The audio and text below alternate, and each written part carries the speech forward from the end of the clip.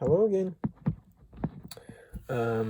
This week, as I was reading through the chapters, I wanted to talk about more than one thing, but I found something that I could, and that topic was multidisciplinary teams.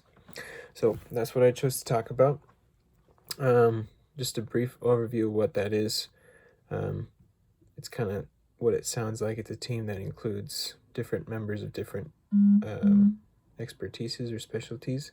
And in this case, a social worker would be involved. And they each possess a knowledge of different areas and orientations that brings a different aspect to the team of the people who they are working with. So I thought it was interesting, and I wanted to talk a little bit more about different things. So this was a perfect topic. The news article that I found was called "Are Multidisciplinary Teams an Effective Tool to Reduce Emergency Hospital Activity?" And this article was from health. It's kind of like a health publication in the UK, and so it was kind of interesting. When I read the title, I thought it was going to be positive towards multidisciplinary teams, but in fact, they were saying that it might not be. They said that there was more evidence that multidisciplinary teams may increase emergency hospital activity, short term, not long term. And they came up with 6 reasons why they think that this could happen, or why it's happening. The first was that they're implementing changes, and that takes time. So establishing good cross-professional relationships and new ways of working requires more time from individuals and also from the team members that are helping. And they kind of did a little study on that to prove it, but that was interesting. Then number 2 was multidisciplinary teams may initially identify unmet needs that might otherwise not have been identified or addressed during the period of the studies. So it's kind of like, since there's quite a few people with different backgrounds, they may not come to the same consensus and may not come to the correct consensus all the time. So that may prolong hospital time. And so they were saying, with more people, there's more opinions, and they might not even get to the root of the problem until at the end, when more symptoms or questions arise. Number 3 was that the multidisciplinary teams typically target high-risk, high-need individuals. So, of course, the more people there are to help, you probably should have a high-risk situation. You don't want to spend time or money on many people who are professionals for something that could be just solved by a doctor or a social worker. Number 4 was the multidisciplinary team models that were evaluated supported patients with a wide range of conditions, yet different patient groups may benefit differently from multidisciplinary teams. So with every team, there's different members with different professions, and so every team is going to vary in how they help patients and clients, and so it is not very uniform across people.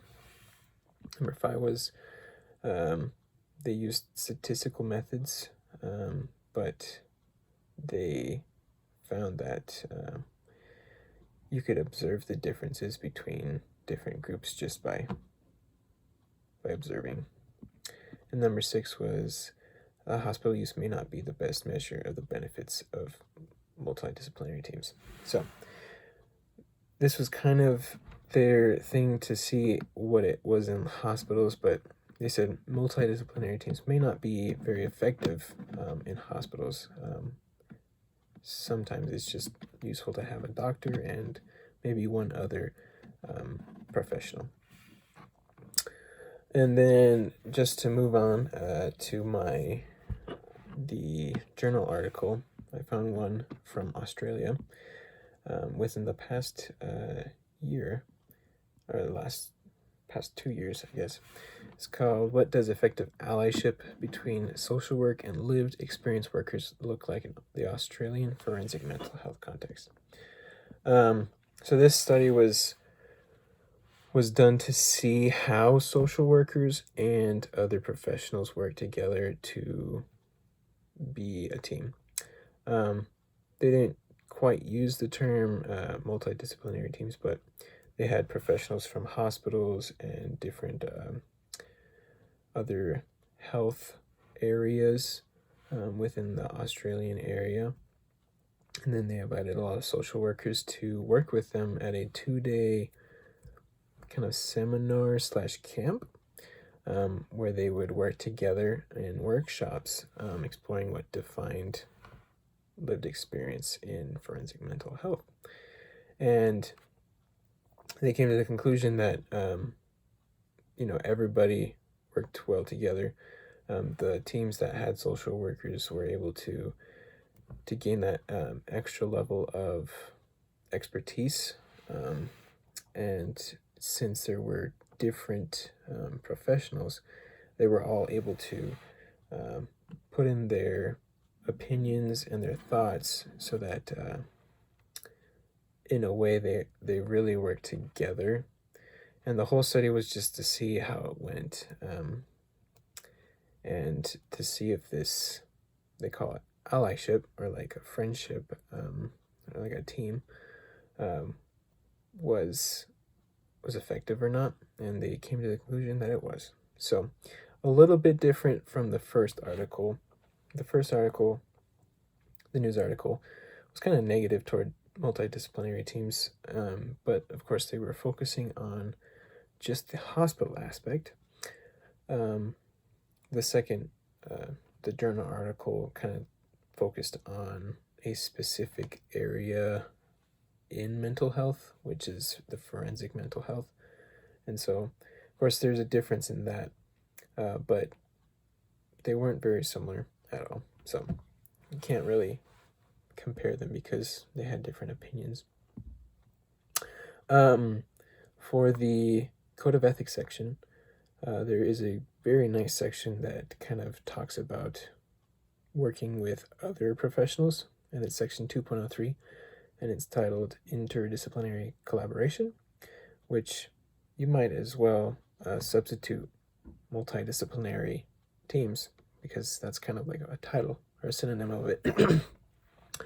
But the first section says social workers who are members of an interdisciplinary team should participate and contribute to decisions that affect the well-being of clients by drawing on the perspectives, values, and experiences of the social work profession, professional and ethical obligations of the interdisciplinary team as a whole and of its individual members should be clearly established.